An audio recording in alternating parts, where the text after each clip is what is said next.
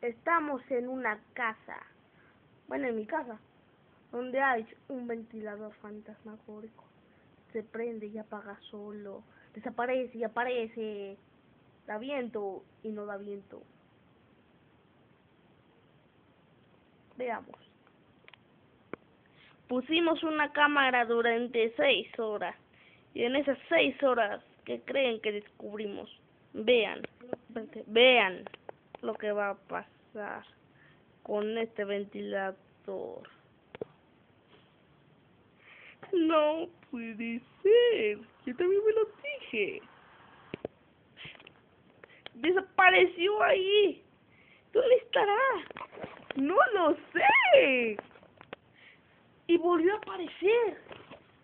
Aquí está. Increíble. Se me dio miedo. Adiós.